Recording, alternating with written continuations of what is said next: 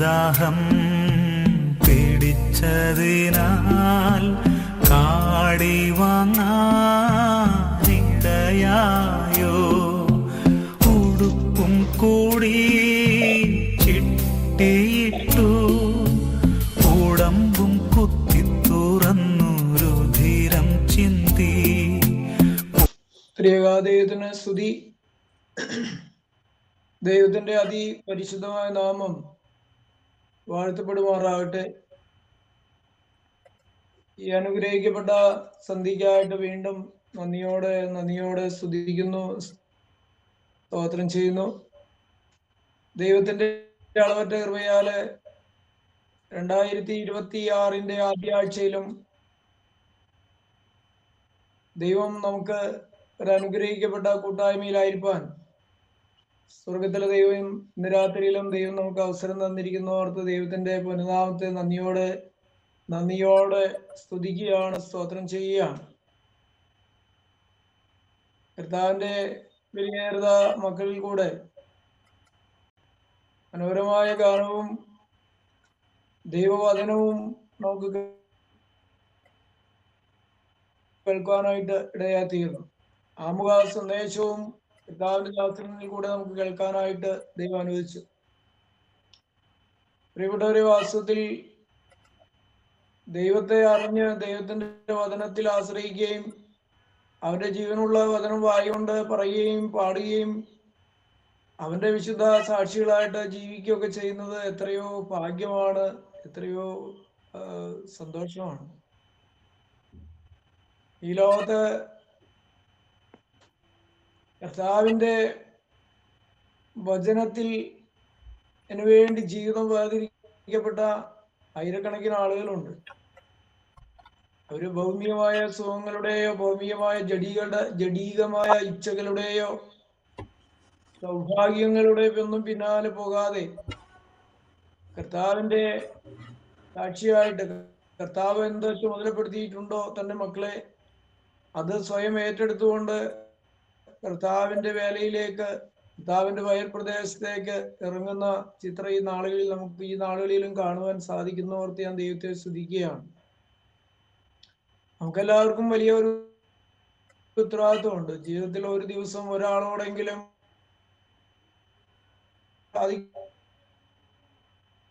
എന്നുള്ളത്, പ്രിയപ്പെട്ടവരെ, ഒരാളോടെങ്കിലും ദൈവത്തിന്റെ വചനം പറയുന്നത് ഭാഗ്യമാണ്.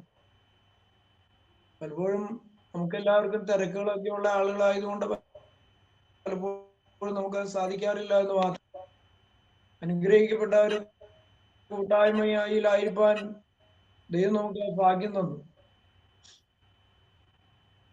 നമുക്കേറെ പ്രാർത്ഥനയോടെ ഇന്നിരിക്കണം. ദൈവം നമുക്ക് ആയുസ് തന്നു, ആരോഗ്യം തന്നു. കഴിഞ്ഞ നാളുകളിലൊക്കെ ഈ ന്യൂ ഇയർ പ്രോഗ്രാമിനുള്ള ബന്ധത്തിൽ നമ്മൾ അനേക മെസ്സേജുകൾ കേട്ടു. 2025 അവസാന നാളുകളിലും മനോഹരമായ സന്ദേശങ്ങൾ നമുക്ക് കേൾക്കാനായിട്ട് ദൈവം അനുവദിച്ചു. കഴിഞ്ഞ നമ്മുടെ കൂട്ടായ്മയിലും കഴിഞ്ഞ ആഴ്ചയിലും അതിന്റെ തലേ ആഴ്ചയിലൊക്കെ കർത്താവിന് മാറ്റമില്ലാത്ത വചനങ്ങൾ വളരെ പരിശുദ്ധാത്മാവിൽ നിറഞ്ഞ കർത്താവിന്റെ ദാസന്മാരിൽ കൂടെ നമുക്ക് ശ്രദ്ധിക്കാനായിട്ട് ഇടയായിത്തീരുന്നു. ഇന്ന് ബലഹീനായ അടിയനും തൃപ്പാദത്തിൽ ആശ്രയിച്ചുകൊണ്ട് ഇന്ന് ദൈവസന്നിധിയിലെ കുറച്ചു സമയം പ്രാർത്ഥനയോടെ ഇരിക്കുകയാണ്. ഏറെ പ്രാർത്ഥനയോടെ ദൈവമക്കൾ ഇരിക്കണം. ഞാൻ ഇന്ന് അല്പസമയത്തെ ചിന്തയ്ക്ക് വേണ്ടിയിട്ട് ശുദ്ധമുള്ള റോമാലേഖനം അതിന്റെ 12-ാം അധ്യായത്തിൽ നിന്ന് അങ്ങ് തുടങ്ങുകയാണ്. ദിവസത്തിന്റെ ചില ഭാഗങ്ങളിൽ കൂടെയൊക്കെ ഇന്ന് സമയത്തിന്റെ പരിധിയിൽ നിന്നുകൊണ്ട് ഞാൻ അങ്ങ് കടന്നു പോകും. വേദോസ്തമുള്ളവര് അതൊന്ന് ശ്രദ്ധിക്കുന്നത് നല്ലതാണ്. ദൈവത്തിന് സ്തോത്രം. 12-ാം അധ്യായത്തിന്റെ 1-2 വാക്യങ്ങൾ ഞാൻ വായിക്കാം. സഹോദരന്മാരെ, ഞാൻ ദൈവത്തിന്റെ മനസ്സിൽ ഓർപ്പിച്ച് നിങ്ങളെ പ്രബോധിപ്പിക്കുന്നത്, നിങ്ങൾ ബുദ്ധിയുള്ള ആരാധനയായി നിങ്ങളുടെ ശരീരങ്ങളെ ജീവനും വിശുദ്ധിയും ദൈവത്തിന് പ്രസാദമുള്ള യാഗമായി സമർപ്പിപ്പീൻ. ഈ ലോകത്തിന് അനുരൂപമാകാതെ നന്മയും പ്രസാദവും പൂർണ്ണതയുമുള്ള ദൈവഹിതം ഇന്നതെന്ന് തിരിച്ചറിയേണ്ടതിന് മനസ്സ് പുതുക്കി രൂപാന്തരപ്പെടുകയും. അതിന് 4 മുതലുള്ള വാക്യങ്ങൾ കൂടെ ഒന്ന് വായിക്കുകയാണ്. ഒരു ശരീരത്തിൽ നമുക്ക് പല അവയവങ്ങൾ ഉണ്ടല്ലോ, എല്ലാ അവയവങ്ങൾക്കും പ്രവൃത്തി ഒന്നല്ലതാണ്. അതുപോലെ പലരായ നാം ക്രിസ്തുവിൽ ഒരു ശരീരവും എല്ലാവരും തമ്മിൽ അവയവങ്ങളുമാകുന്നു. ആകയാൽ നമുക്ക് ലഭിച്ച കൃപയ്ക്ക് ഒത്തവണ്ണം വെവ്വേറെ വരമുള്ളത് കൊണ്ട് പ്രവചനമെങ്കിൽ പ്രവചനം എങ്കിൽ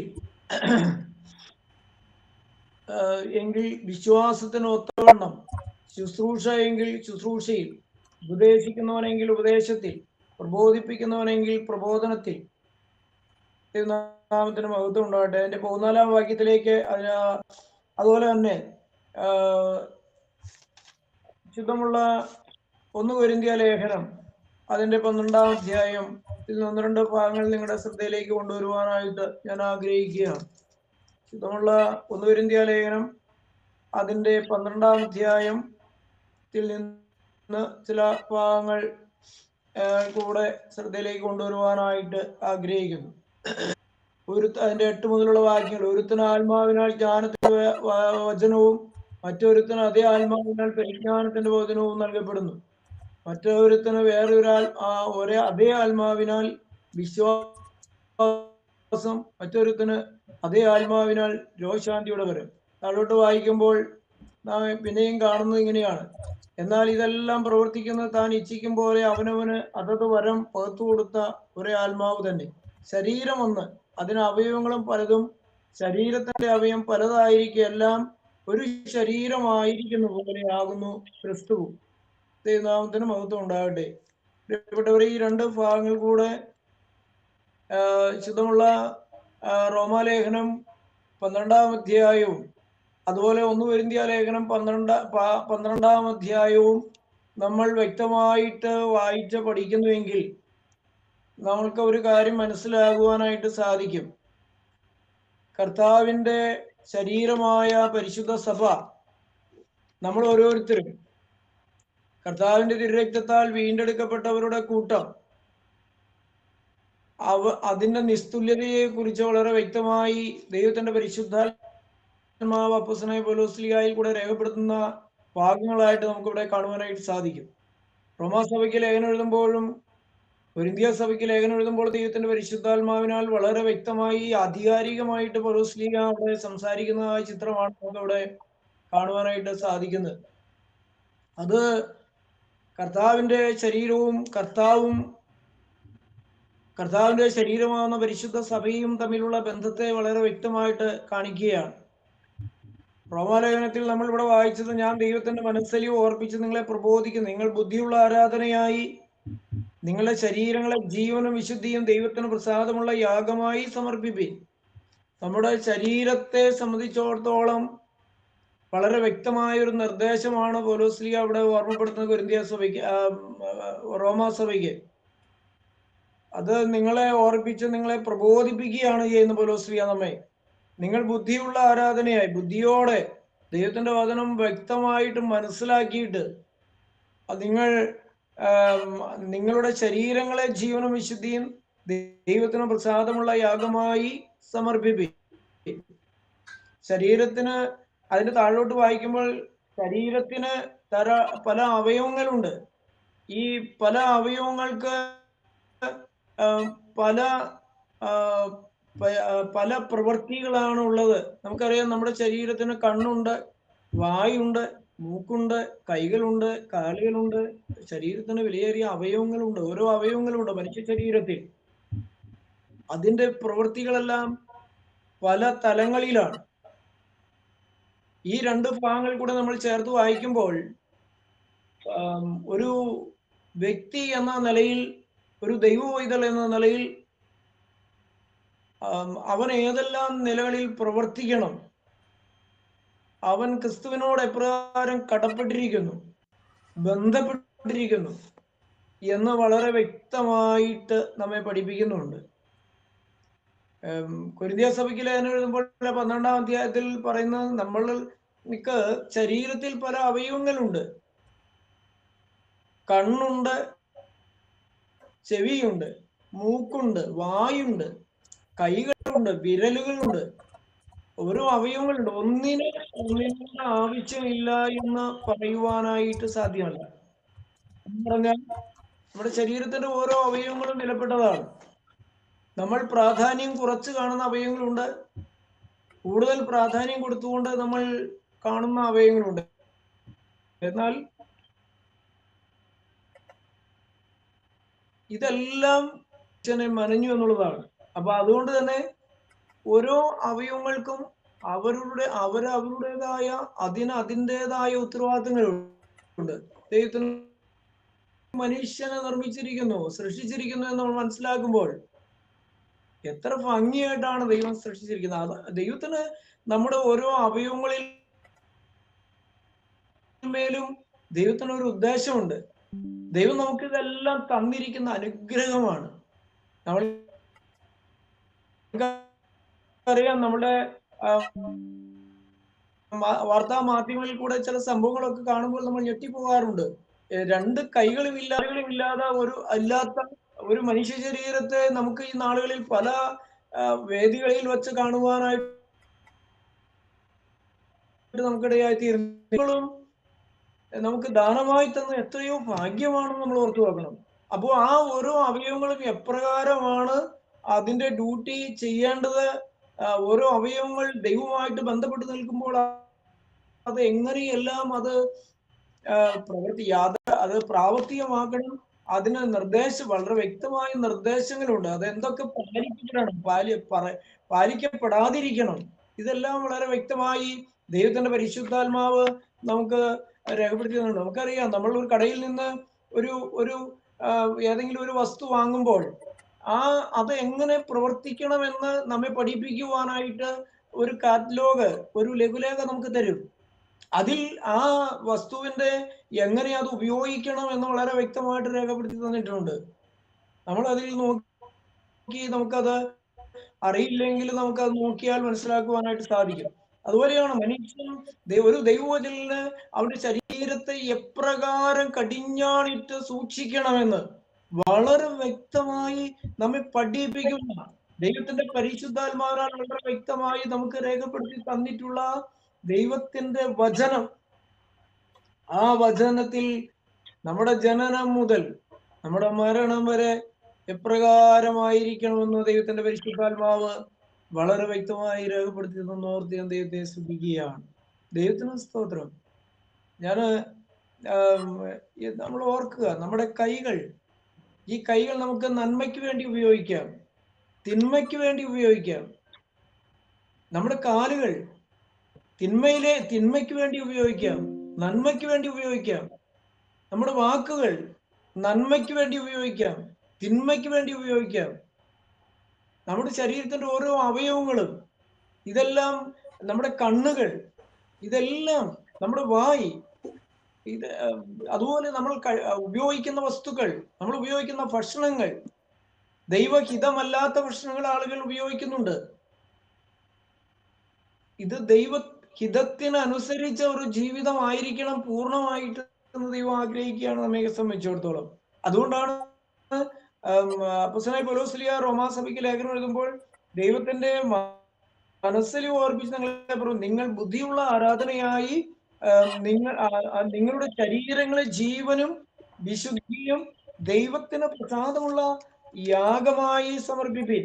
ഈ ലോകത്തിന് അനുരൂപമാകരുത് എന്നാണ് ഇവിടെ പറയുന്നത്. എന്ന് പറഞ്ഞാൽ നമ്മുടെ ശരീരം പൂർണ്ണമായി ദൈവത്തിന് സമർപ്പിക്കുമ്പോൾ മാത്രമാണ് നമ്മുടെ ശരീരത്തിന്റെ ഓരോ അവയവങ്ങളും എപ്രകാരം ദൈവത്തിന് പ്രസാദകരമായിട്ട് ഉപയോഗിക്കാം, നിയന്ത്രിക്കാം എന്ന് ദൈവത്തിന്റെ പരിശുദ്ധാത്മാവ് നമുക്ക് പറഞ്ഞു തരുവാനായിട്ട് ഇടയാകുന്നത്. ദൈവമക്കളെ, ഇന്ന് രാത്രിയില് അമുഖമായിട്ട് ഞാൻ ഓർപ്പിക്കുമ്പോൾ നമ്മുടെ വ്യക്തിപരമായ ജീവിതം ഒരിക്കൽ കൂടെ ദൈവസന്നിധിയിൽ സമർപ്പിപ്പാൻ ദൈവം 2025 വിട്ട് കടന്ന് ഇനി വരുവാനായിട്ട് നമുക്ക് ദൈവം ഒരു അവസരം തന്നു.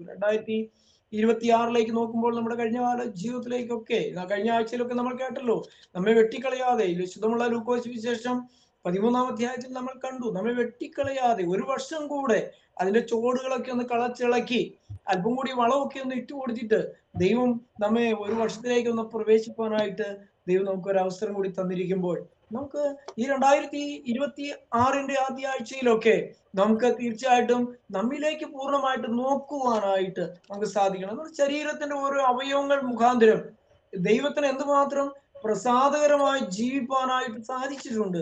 അതുപോലെ തന്നെ നമുക്ക് നമ്മുടെ ശരീരത്തിന്റെ ഓരോ അവയവങ്ങൾ മുഖാന്തരം ദൈവത്തെ വേദനിപ്പിക്കുന്ന എന്തെല്ലാം സംഭവങ്ങളൊക്കെ നമ്മുടെ ജീവിതത്തിൽ, പ്രവർത്തനങ്ങളൊക്കെ നമ്മുടെ ജീവിതത്തിൽ ഉണ്ടായിരുന്നു എന്നുള്ളത് നമ്മൾ തീർച്ചയായിട്ടും ഒന്ന് മനസ്സിലാക്കിയിരിക്കേണ്ടത് ആവശ്യമാണ്. ദൈവനാമത്തിന് മഹത്വം ഉണ്ടാകട്ടെ. പ്രിയപ്പെട്ടവരെ, ഇതെല്ലാം ഈ ചുരുങ്ങിയ സമയം കൊണ്ട് നമുക്ക് പഠിക്കാനായിട്ട് സാധിക്കില്ല എന്ന് നമുക്ക് എല്ലാവർക്കും അറിയാം. ഞാൻ ഇന്ന് രാത്രിയില് അല്പമായിട്ട് നമ്മൾക്ക് ഏറ്റവും കൂടുതൽ ഒന്നിനൊന്ന് ഞാൻ പറഞ്ഞു, ഒന്നിനോട് ബന്ധപ്പെട്ടിരിക്കുന്നു.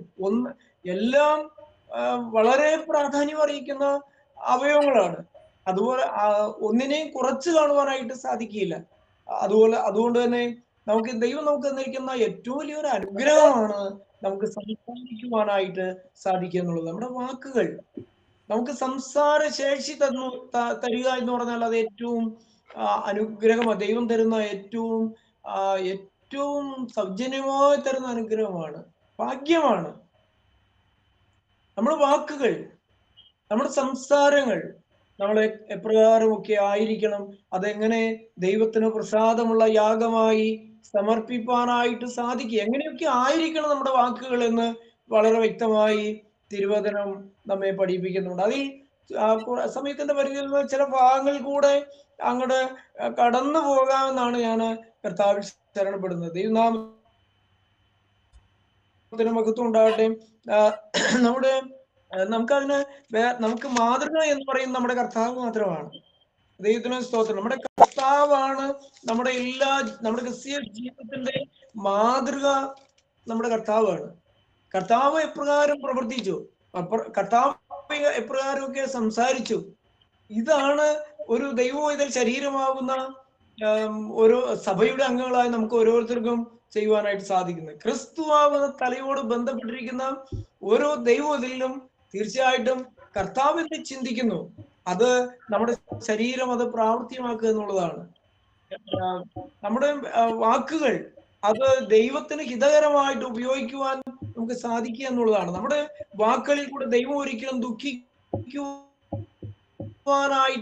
ഇടയായി തീരാതെ ദൈവം പ്രസാദിക്കുവാനായിട്ട് ഇടയായി തീരണം. അത് എപ്രകാരമൊക്കെ ആയിരിക്കണമെന്ന് വിശുദ്ധ വേദപുസ്തകത്തിൽ വളരെ വ്യക്തമായിട്ട് നമുക്ക് കാണുവാനായിട്ട് സാധിക്കുന്നുണ്ട്. നിങ്ങളുടെ ശരീരത്തെ ജീവനും ഉള്ള യാഗമായിട്ട് ദൈവസന്നിധിയിൽ സമർപ്പിക്കാനായിട്ട് സാധിക്കണം. ഈ 2026 ആദ്യകാല സമയങ്ങളിൽ പൂർണ്ണമായിട്ട് ഒരിക്കൽ കൂടെ നമ്മെ തന്നെ ദൈവാലയങ്ങളിലേക്ക് പൂർണ്ണമായിട്ട് വിട്ടുകൊടുക്കാൻ ഒരു യാഗമായിട്ട്, പ്രത്യേകിച്ച് നമുക്ക് താല്പര്യങ്ങളൊന്നുമില്ല, ദൈവത്തിന് ഹിതമായ ഒരു യാഗമായി നമുക്ക് ദൈവാലയങ്ങളിലേക്ക് വിട്ടുകൊടുക്കുവാനായിട്ട് ദൈവത്തിന്റെ പരിശുദ്ധാത്മാവ് കൃപ തരട്ടെ എന്ന് പ്രാർത്ഥിക്കുകയാണ്.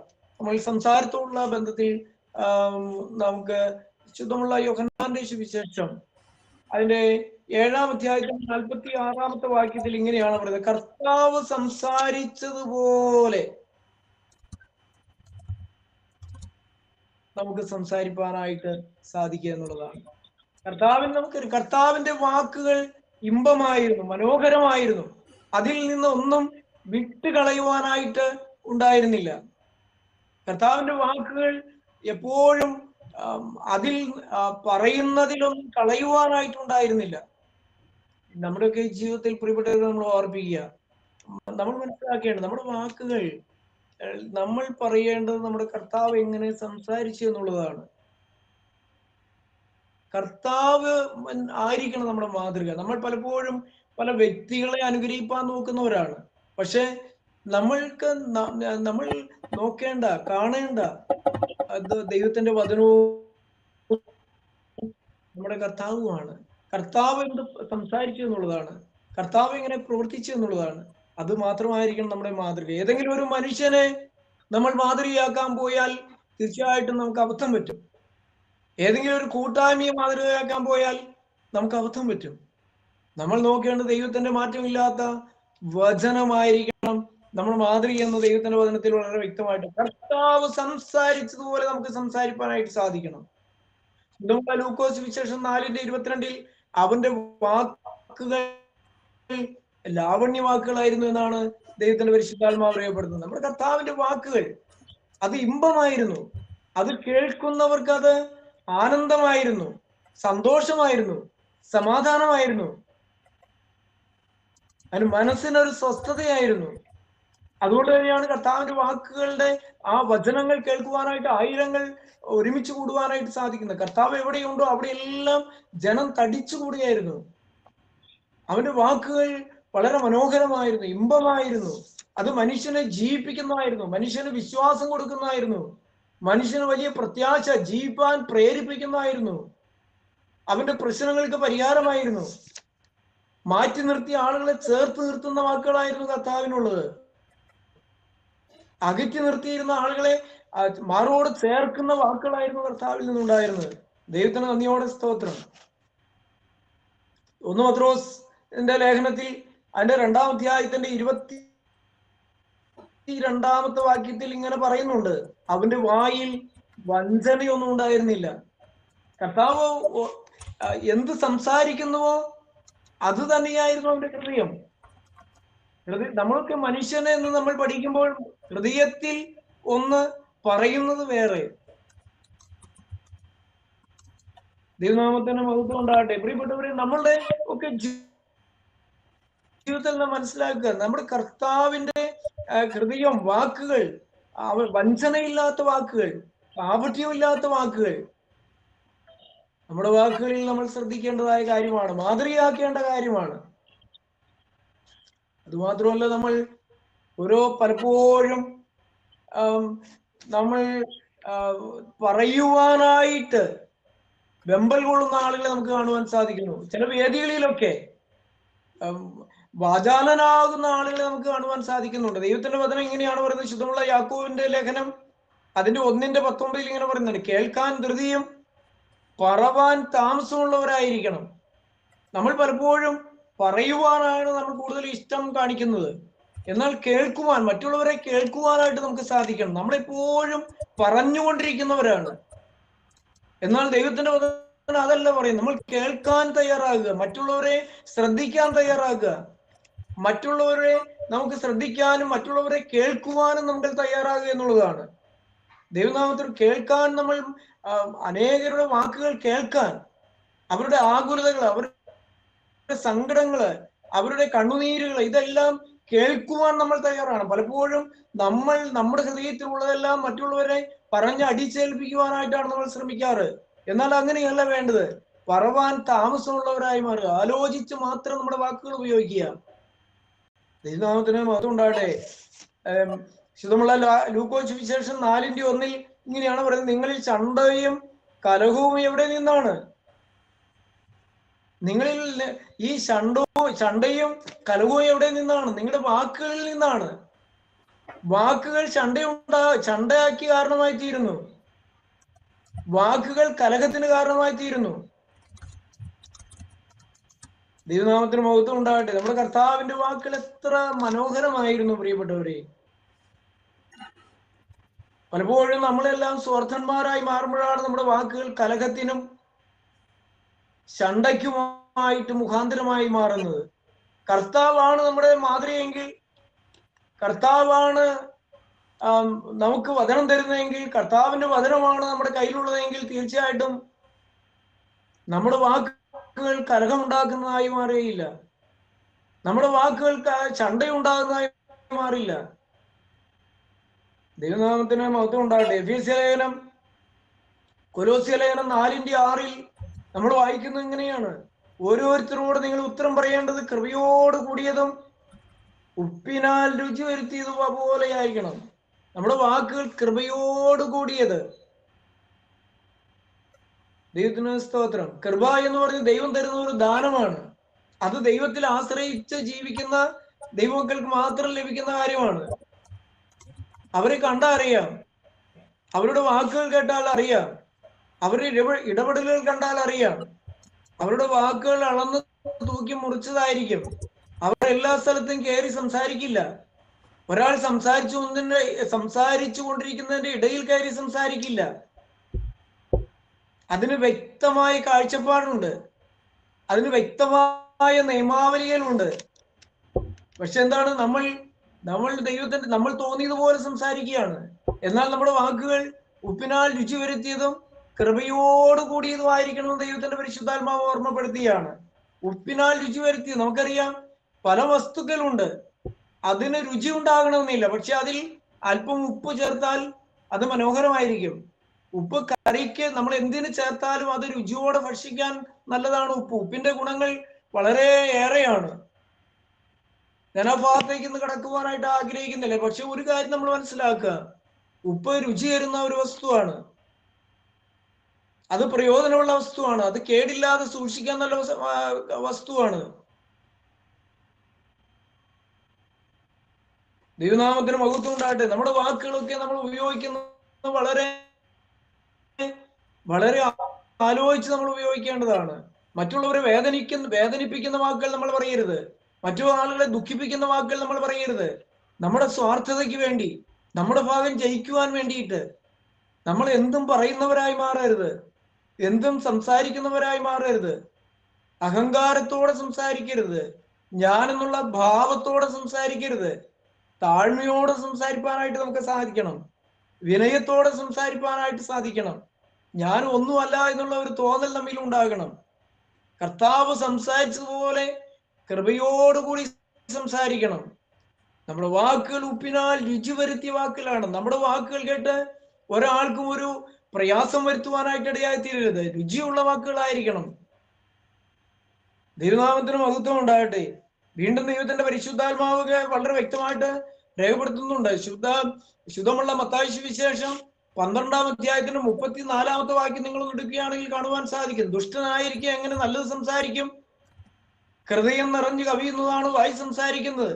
ഇപ്പൊ നമ്മൾ തൊട്ടു മുന്നിൽ കണ്ടു, കൊലോസ്യ ലേഖനത്തിൽ കണ്ടതാണ്, നിങ്ങൾ കൃപയോട് കൂടിയത് ഉപ്പിനാൽ രുചി വരുത്തിയതുമായ വാക്കുകൾ ഉപയോഗിക്കണം. അത് എല്ലാവർക്കും പറ്റില്ല, എല്ലാവർക്കും അങ്ങനെ സാധിക്കില്ല. മത്തായി സുവിശേഷത്തിൽ ദുഷ്ടന്റെ വഴിയിൽ സഞ്ചരിച്ച് ദുഷ്ടന്റെ ഹിതത്തിന് ജീവിതത്തിൽ വാതിൽ തുറന്നിട്ട് ജീവിക്കുന്ന മനുഷ്യന് ഒരിക്കലും നല്ലത് സംസാരിക്കാൻ സാധിക്കില്ല. അവന്റെ ഹൃദയം നിറഞ്ഞു കവിയുന്നതാണ് വായി സംസാരിക്കുന്നതെന്നാണ് അവിടെ പറയുന്നത്. ഹൃദയം നിറഞ്ഞു കവിയുന്നത്, നമ്മുടെ ഹൃദയത്തിൽ നിന്നാണ് വായി സംസാരിക്കുന്നത്. ഹൃദയം നിറഞ്ഞു കഴിയുമ്പോൾ വായിൽ കൂടെ അത് വാക്കുകളായി മാറുകയാണ്. ഹൃദയം നിറഞ്ഞു കവിയുന്നത് സംസാരിക്കുക. ഇവിടെ ദൈവത്തിന്റെ പരിശുദ്ധാത്മാവാണ് ഓർമ്മപ്പെടുന്ന പ്രിയപ്പെട്ടവരെ. നമ്മുടെ ഹൃദയം നിറഞ്ഞു കവിയുന്നതാണ്. ദുഷ്ടനായിരിക്കുമ്പോൾ നമ്മുടെ ഹൃദയത്തിൽ ദുഷ്ടതയാണെങ്കിൽ, വഞ്ചനയാണെങ്കിൽ, സ്വാർത്ഥതയാണെങ്കിൽ, അസൂയാണെങ്കിൽ, ഞാനെന്നുള്ള ഭാവമാണെങ്കിൽ ഒരിക്കലും നല്ലത് സംസാരിക്കാൻ സാധിക്കില്ല. നമ്മുടെ വാക്കുകൾ മറ്റുള്ളവരെ വേദനിപ്പിക്കും, നമ്മുടെ വാക്കുകൾ മറ്റുള്ളവർക്ക് പ്രയാസമായി തീരും, നമ്മുടെ വാക്കുകൾ കൊണ്ട് ആർക്കും പ്രയോജനം ഉണ്ടാകുകയില്ല. എന്തെങ്കിലുമൊക്കെ പറയും എന്നുള്ളതിൽ കവിഞ്ഞ് ഒരു പ്രയോജനം ഉണ്ടാകുകയില്ല. ദൈവത്തിന് നന്ദിയോടെ സ്തോത്രം. നമ്മുടെ ഹൃദയം മാറണം, ഹൃദയത്തിൽ പൂർണ്ണമായൊരു മാറ്റം വരണം, ദൈവവചനത്തിന് സ്ഥാനം ഉണ്ടാകണം. ദൈവത്തിന് സ്തോത്രം. സദൃശവാക്യങ്ങൾ 18-ന്റെ 21-ൽ ദൈവത്തിന്റെ പരിശുദ്ധാത്മാവരെ മരണവും ജീവനും നിന്റെ നാവിന്റെ അധികാരത്തിൽ ഇരിക്കുന്നു എന്നാണ് അവിടെ പറയുന്നത്. ദൈവത്തിന്റെ പരിശുദ്ധാത്മാവിനാൽ രേഖപ്പെടുത്തിയാണ് മരണവും ജീവനും. ഈ നാവിന് വിലയുണ്ട്, നമ്മുടെ വാക്കുകൾക്ക് വിലയുണ്ട്. നമ്മുടെ വാക്കുകൾ വിലയേറിയതായിരിക്കണം. നമുക്ക് പൊട്ടച്ചൊല്ലും കളിവാക്കും എപ്പോഴും പറയുവാനുള്ളതല്ല നമ്മുടെ വാക്കുകൾ. നാവ് എന്ന് പറയുന്നത്, നാവ് ദൈവം നമുക്ക് തന്നിരിക്കുന്ന ഏറ്റവും വലിയൊരു അനുഗ്രഹമാണ്.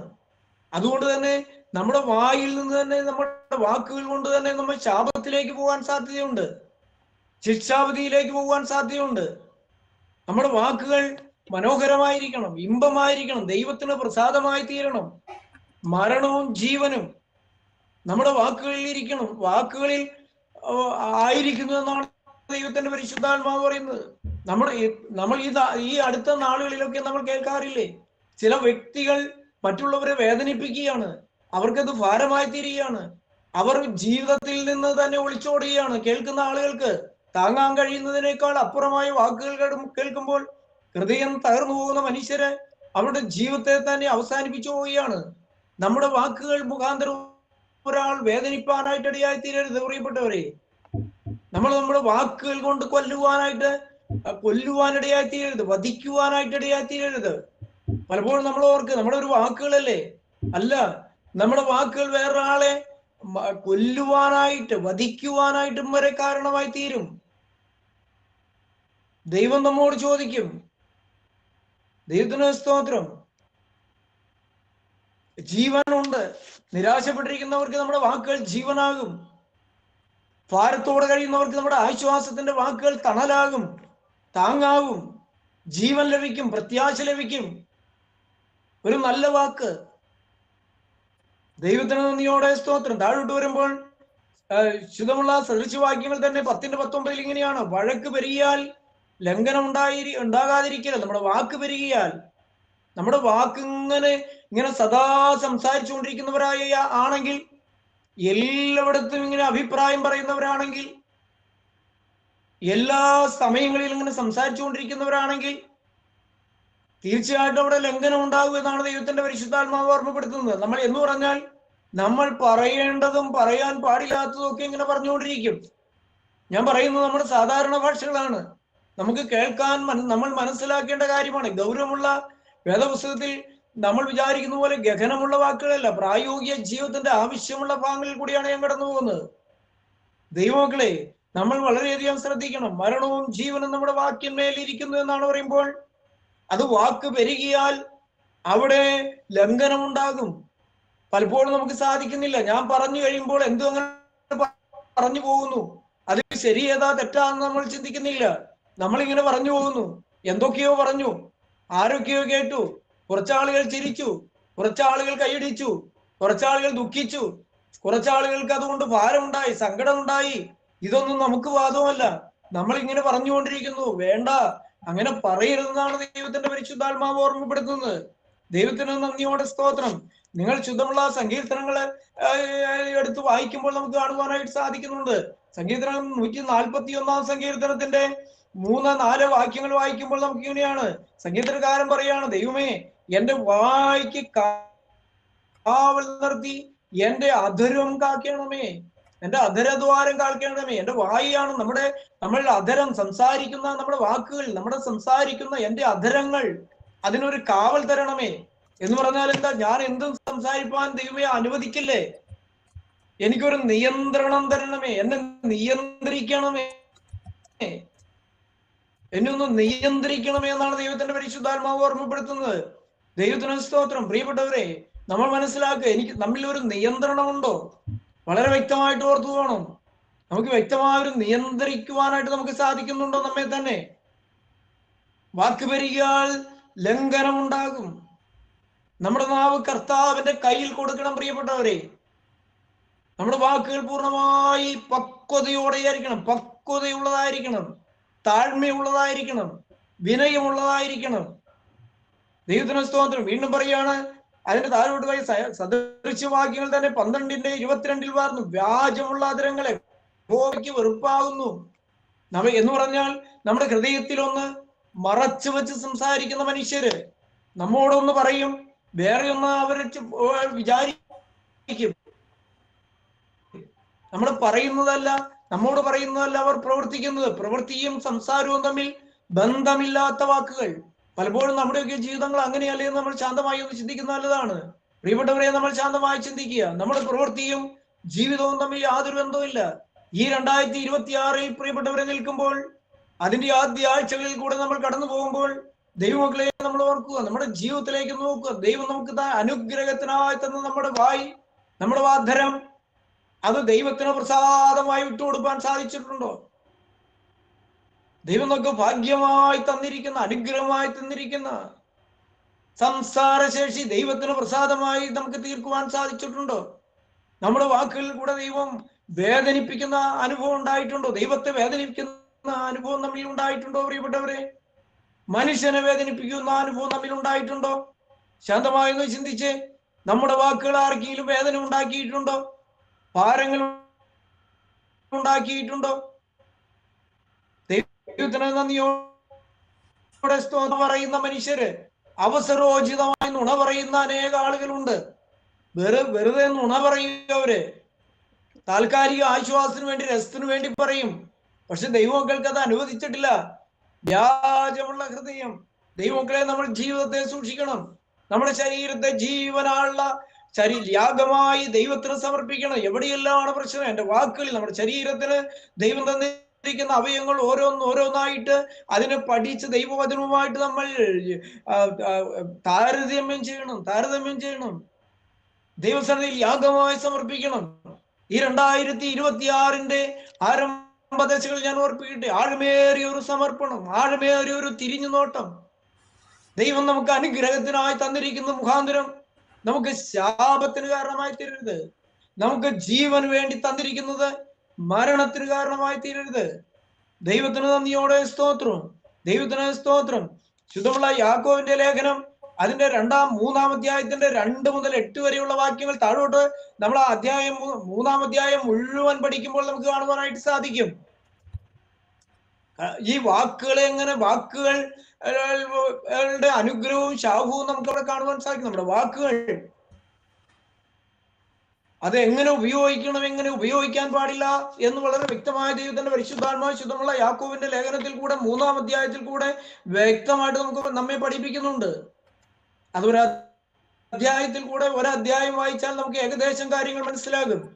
അങ്ങനെ തന്നെ ഇങ്ങനെയാണ് തുടങ്ങുന്നത്. അങ്ങനെ തന്നെ നാവും ഒരു ചെറിയ അവയവമെങ്കിലും വളരെ വമ്പ് പറയുന്നു. നാവ് ഒരു ചെറിയ അവയവമാണ്, പക്ഷെ അത് അഹങ്കാരം പറയുന്നു, വമ്പ് പറയുന്നു. അതുപോലെ തന്നെയാണ് ദൈവത്തിന്റെ പരിശുദ്ധാത്മാവ് അതിനെ ഉപമിച്ചിരിക്കുന്ന തീയോടാണ്. കുറഞ്ഞ തീയ് എത്ര കത്തിക്കുന്നു, എത്രയോ കാട് കത്തിക്കുന്നു എന്നാണ് ദൈവത്തിന്റെ വചനത്തിൽ പറയുന്നത്. കുറഞ്ഞ ഒരു വലിയ കാട് കത്തിക്കാൻ ഒരു ചെറിയ തീ കഷ്ണം മതി, ഒരു തീപ്പെട്ടി കമ്പ് മതി. വലിയ കാട് കത്തിപ്പോവും.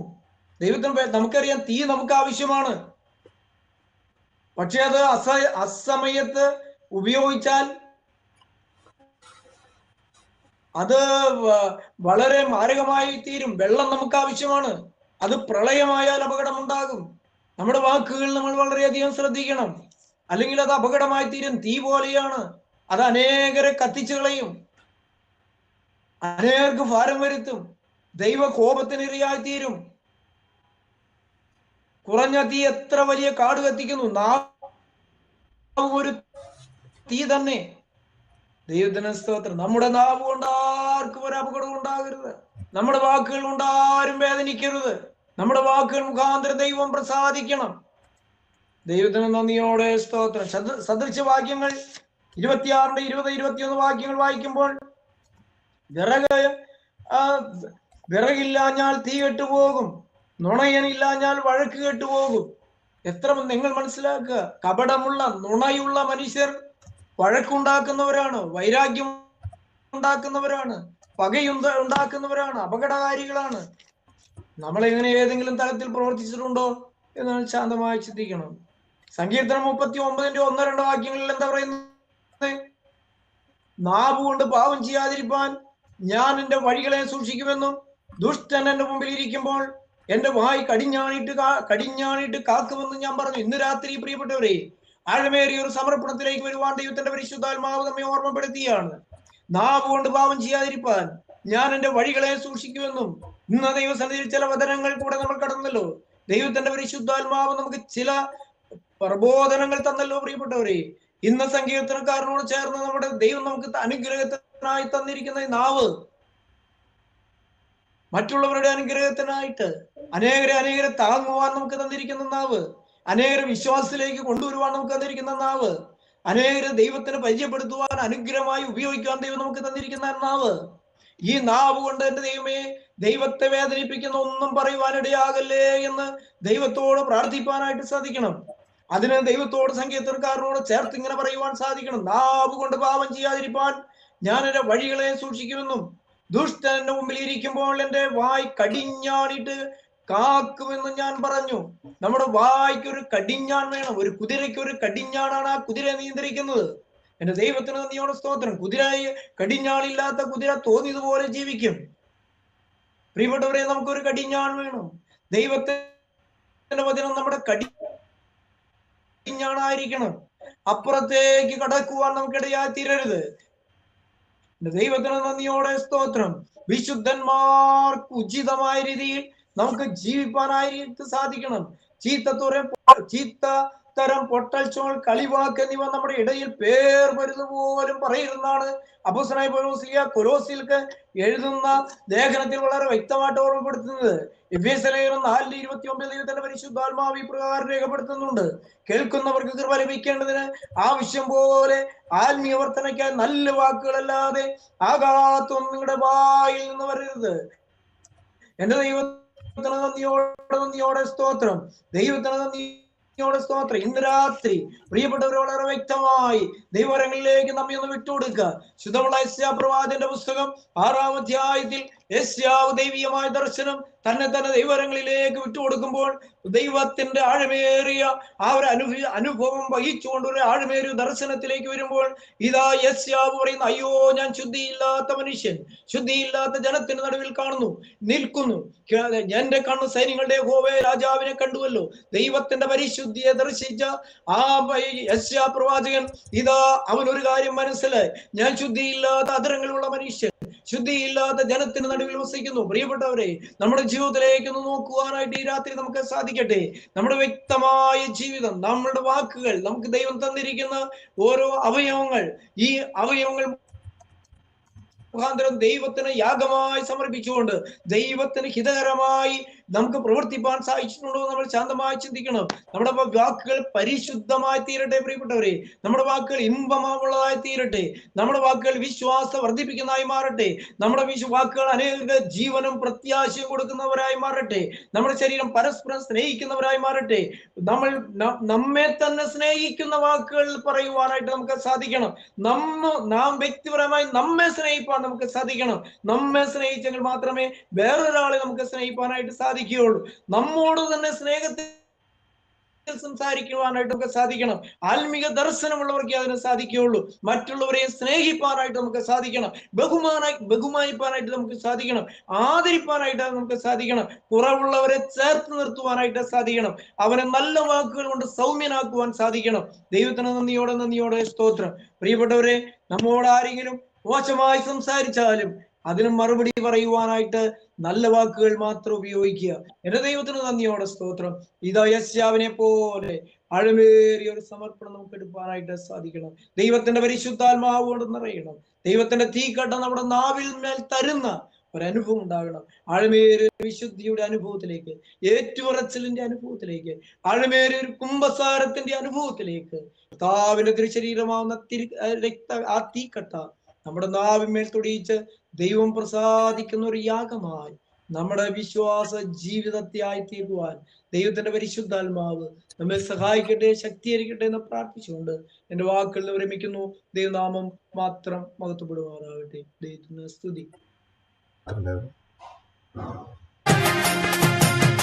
ദൂരവാനിൽ സൂര്യചന്ദ്രഗോളവും കടന്നു ഞാൻ പോയിടും പ്രിയന്റെ കൂടെ നിത്യമായി വാഴുവാൻ. ദൂരവാനിൽ സൂര്യചന്ദ്രഗോളവും കടന്നു ഞാൻ പോയിടും പ്രിയന്റെ കൂടെ നിത്യമായി വാഴുവാൻ.